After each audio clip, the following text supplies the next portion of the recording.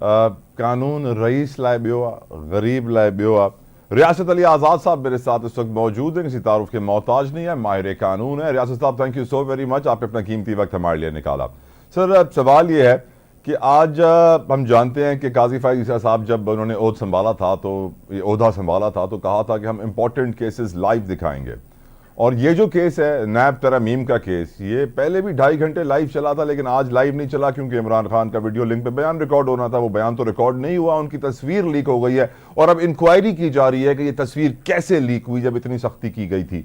आपकी नज़र में सर 9 महीनों के बाद बानी पीटीआई की तस्वीर मीडिया पे तो वायरल है ही है, ऐसे लीक होनी चाहिए थी, नहीं होनी चाहिए थी, सही हुआ, गलत हुआ, योर ओपिनियन सर? बिस्मिल्लाहिर्रहमानिर्रहीम। जतोई साहब, बात ये है कि तस्वीर वायरल होगी है, कोई एटम बम चोरी नहीं हो गया।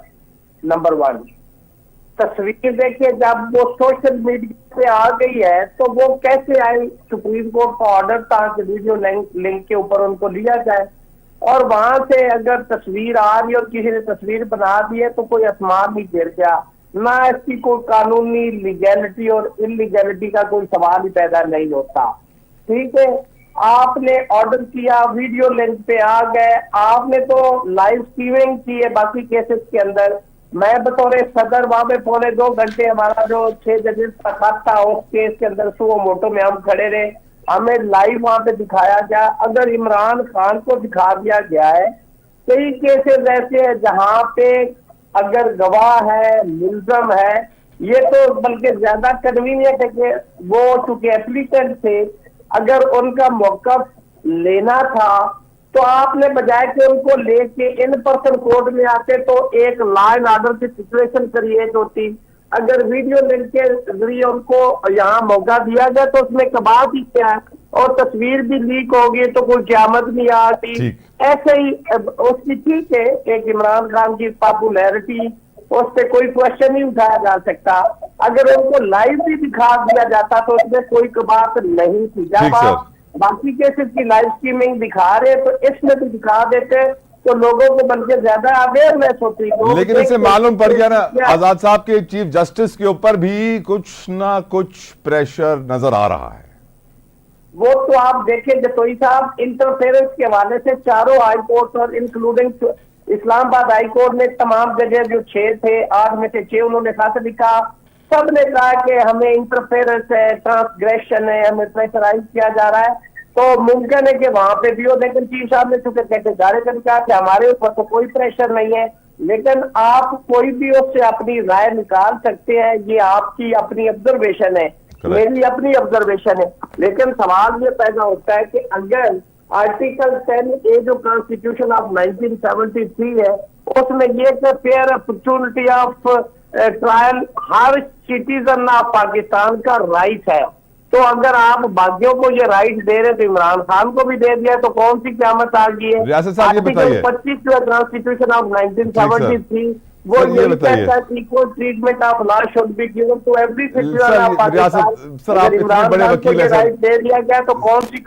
सर आपको मालूम है हमारे मुल्क में रईस के लिए कानून कुछ और है, गरीब के लिए कुछ और है। मुझे ये बताइए रियासत अली आज़ाद साहब, इमरान खान साहब वो शख्सियत हैं जिनकी गवर्नमेंट में काजी फाइज ईसा के खिलाफ रेफरेंस फाइल हुआ था। आज इमरान खान उसी शख्स के सामने जो इस वक्त मौजूदा चीफ जस्टिस हैं सामने पेश हुए हैं बयान रिकॉर्ड कराने के लिए, और पूरी कौम सोच रही थी कि बयान आएगा, उसकी डिटेल्स आएंगी, उसके टिकर बनेंगे, उसकी खबर बनेगी। मालूम पड़ा बयान रिकॉर्ड ही नहीं हुआ। अगली समात ने बोला दोबारा वीडियो लिंक पर इनको रखिएगा, और उनका बयान ना रिकॉर्ड करना क्या इस बात की निशानदेही कर रहा है कि कुछ तो है दिल में अभी बाकी? ये दुरुस्त है, क्योंकि अगर इमरान खान जिसके साथ लोगों का इसी वजह से सिम्पति जो है वो ज्यादा है लोगों की उसकी तरफ, इसलिए कि उसको एक मजलूम के तौर पर उसके साथ ज्यादती की जा रही है, उसको विक्टिमाइज किया जा रहा है, पॉलिटिकल मोटिवेटेड केसेस उसके खिलाफ लाएंगे, इसलिए शायद उसकी पॉपुलैरिटी में इजाफा। अगर इमरान खान को आम पॉलिटिकल लीडर्स की तरह ही ट्रीट किया जाता तो शायद उसकी ये पॉपुलैरिटी ना होती। तो मैं समझता हूँ कि हुकूमत की ये अपनी नालायकी है कि उन्होंने इस तरह से उन्हें किनारे लगा के आपने सारे लोगों का जितनी भी एक सॉफ्ट कॉर्नर था उसकी तरफ कर दिया। आपने ये खुद उसकी पॉपुलैरिटी में इजाफा करने का आप खुद सबब बने। और आज अगर उनको इतने पॉपुलर लीडर है इस वक्त पाकिस्तान के अंदर, अगर आप उसको दिखा देते तो लोग जरा ये कि उनकी याद ताजा हो जाती, लोगों की मोहब्बतें बढ़ जाती। बाकी होना होना क्या था, वो जेल में था, जेल में है, अदालतें उसका फैसला करेगी कब उसको जमानत मिलती है या बरी होता है, तो वो तो डिपेंड करता है। लेकिन उससे कुछ ना होता। आज आपने फिर एक दिखाया भी लाइव और दूसरा आपने अगर फोटो होगी तो आपने फिर उस पर थोड़ा सा ये इंक्वायरी और इसको आपने राइट सर, करने के लिए कहा तो लोगों में फिर मोहब्बतें इमरान खान के लिए ज्यादा होगी। तो आप गलत कर रहे हो। ठीक सर। आप एक नॉर्मल एक केस के तौर पर उसको लो तो कुछ नहीं होता। जब आप उसको दबाएंगे, प्रेशराइज करेंगे, आपको पता है कि लोग हमेशा मजलूम के साथ खड़े होते हैं, चाहे हो ना हो। लेकिन अगर आप उसको पोल भी कर रहे हैं तो लोगों की जो हमदर्दी होती है वो हमेशा राइट उस सर, मजलूम के साथ होती है। तो इस वक्त इमरान खान चूंकि जेल में है तो लोग यही समझते हैं कि वो मजलूम है। अगर आप उसको छोड़ दें, बाकी मुल्ज़मान ठीक की सर। तरह ट्रीट करें तो शायद ये रियासी साहब सिचुएशन ये ना हो। बताइए, रियासी साहब ये बताइए, गुज़िश्ता रोज हमने देखा कि जैसे ही बेल आती है 190 मिलियन पाउंड केस में इमरान खान को जमानत मिलती है, तो उसके बाद हमने देखा कि किस तरीके से मुस्तफ़ा हमारे कामरान टिसोरी साहब वो मीडिया के सामने आए, अदलिया के निज़ाम को, निज़ाम अदल पे तनकीद की। फैसल वाडा साहब सामने आए मीडिया के, कहते हैं मैंने ख़त लिखा है, मुझे ख़त का जवाब नहीं मिल रहा है, और ये और वो बड़े इल्ज़ामात लगाए कि जजेस कैसे दोहरी शहरियत रख सकते हैं। आज रजिस्ट्रार सुप्रीम कोर्ट ने उनके ख़त का जवाब दे दिया, कहा कि बिल्कुल रख सकते हैं, कोई आइन में ऐसी कबाहत नहीं है, दोहरी शहरियत भी हो सकती है, पहले से डिक्लेयर भी किया हुआ था जस्टिस बाबर सत्तार ने। फिर हमने देखा कि सर आज भी ऐसा ही हुआ कि आज भी जो है मुस्तफ़ा कमाल साहब सामने आए, कहते हैं कि अदालतों में जितना जुल्म हो रहा है कहीं नहीं हो रहा, सूद के खिलाफ कुरान में वाज़े हुक्म है, हराम है। फिर शरीयत कोर्ट ने 8 सालों के बाद फैसला दिया और कहते हैं 5 सालों में सूद खत्म कर देना, 5 सालों तक खाते रहो आराम। यकीनन कोई सुओ मोटो नहीं है, कोई एक्शन नहीं है, अपीलें पड़ी हैं, अदालतें कुछ नहीं कर रही हैं। फिर हमें खबर आती है कि फैसल वाडा के खिलाफ आज खुद नोटिस हो गया है, सुओ मोटो हो गया है, 3 रुकनी बेंच बन गया है, कल समाअत होगी। क्या आपको लगता है कि अदालतें अपना एहतराम, अपना मकाम और जो आजादाना तरीके से तनकीद उनके ऊपर की जा रही है उसे कंट्रोल कर पाएगी अपने एक्शन से या नहीं सर? देखिए, आपने 3-4 चीजें पूछी। सबसे पहले मैं इस पे आऊंगा। आपने रजिस्ट्रार सुप्रीम कोर्ट का कहा, उन्होंने जवाब दिया, रजिस्ट्रार इस्लामाबाद हाई कोर्ट ने जवाब दिया है। लॉ ये कहता है, देखिए आर्टिकल 62 और आर्टिकल 63, एक में क्वालिफिकेशन है और एक में डिस्क्वालिफिकेशन है to become a member of parliament. तो वो तो मेंबरान पार्लियामेंट के लिए अगर वो दोहरी शरीयत रखते तो वो मेंबर पार्लियामेंट नहीं बन सकते, ये डिस्क्वालिफिकेशन है जिसका ये फैसल वाडा खुद भी शिकार हुआ। अब आ गया जजेस के लिए, आर्टिकल 175 जुडिशल कमीशन है और उसके अंदर हाई कोर्ट के जज के बनने का क्राइटेरिया बता दिया जाए कि इतनी उसकी लेंथ ऑफ प्रैक्टिस होगी तो वो जज बन सकता है। इसके अलावा कोई बार नहीं, अगर उसके पास को ग्रीन कार्ड है या नेशनैलिटी है तो वो जज बन सकता है। कॉन्स्टिट्यूशन के अंदर कोई ऐसा प्रॉब्लम, कोई ऐसी पाबंदी नहीं है।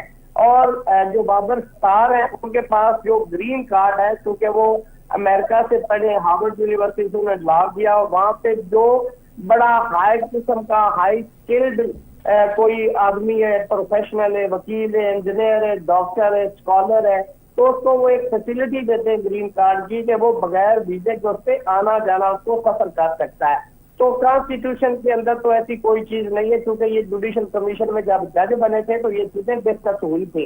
इस पे उनको डिस्क्वालीफाई या उनको रिमूव नहीं किया जा सकता। अब आ गया कंटेम्प्ट की तरफ से वाडा की, और जो MQM के जनाब है उन्होंने जो अपना प्रेस कॉन्फ्रेंस मुस्तफा कमाल, देखिए लॉ के अंदर प्रोवाइडेड है जतोई साहब कि आप जुडिशरी को स्टैंडर्डाइज नहीं कर सकते, आप जुडिशरी को थ्रेट नहीं कर सकते, आप जुडिशरी को प्रेशराइज नहीं कर सकते। जो अल्फाज इस्तेमाल किए गए वो सीधी कंटेंट है। ये तो सुओ मोटो हो गया, आर्टिकल 184(3) के तहत सुप्रीम कोर्ट छोड़ रही है, लेकिन कॉन्स्टिट्यूशन के अंदर जो आर्टिकल 204 है और कंटेंट ऑफ कोर्ट ऑर्डिनेंस है उसके तहत यह है कि कोई भी शहरी अगर दरखास्त किसी भी हाई कोर्ट में दे देता कि ये कंटेम्प्ट हुई है तो उसके खिलाफ फौजी अदालत की कार्रवाई शुरू हो जाती। अब आ गया अगला सवाल आपका कि क्या इज्जत बहाल कर सकते हैं? नहीं, देखे अदलिया के हवाले से कॉन्स्टिट्यूशन के अंदर लिखा हुआ है मेरी ये जाती राय है कि जो जजमेंट होती है आप उसको क्रिटिसाइज करें, उसके ऊपर जो मर्जी तज्जिया करें, उसके ऊपर जो मर्जी नेगेटिव बात करें, लेकिन जज की जात पे या जुडिशरी को मैनहैसुल इदारा आप स्कैंडलाइज नहीं कर सकते, इल्जाम नहीं लगा सकते, आप क्रिटिसाइज नहीं कर सकते।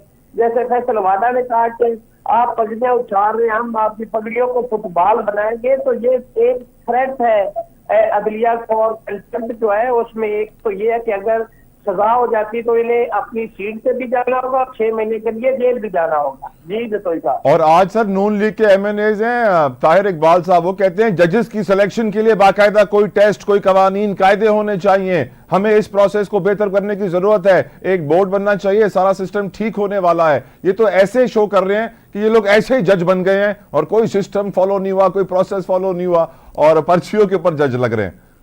मेरा ख्याल है ये कोई एमएनए जिनको आप रेफर कर रहे हैं, इसका मतलब है कि वो बड़े पढ़े लिखे इंसान है। मुझे तो उनकी गुफ्तगू से यही लगता है। भाई कॉन्स्टिट्यूशन के अंदर आर्टिकल 175A दे दिया गया, जुडिशल कमीशन है, उसके अंदर पूरा प्रोसीजर है कि जब जुडिशल कमीशन से नाम जाएगा वो चीफ जस्टिस भेजता है, फिर जुडिशल कमीशन उसको डिस्कस करती है, उसके अंदर उस हाई कोर्ट का चीफ जस्टिस होता है, चीफ जस्टिस पाकिस्तान होता है, अटॉर्नी जनरल होता है, वजीर कानून होता है, 2 सीनियर चीफ जस्टिस के बाद जो जजेस होते हैं वो होते हैं। तो ये पूरा है। उसके बाद रिकमेंडेशन जो है वो पार्लिमानी कमेटी में जाती है, फिर पार्लिमानी कमेटी उसकी जब वापस रिकमेंडेशन आती है तो फिर उसका ministry of law and justice notification करती है कि एज ए जज।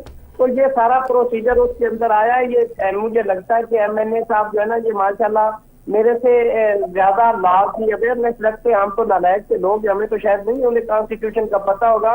और अगर वो अमेंड करना चाहते हैं इस तरीकाकार को, आपको 2/3 मेजॉरिटी चाहिए पार्लियामेंट के अंदर।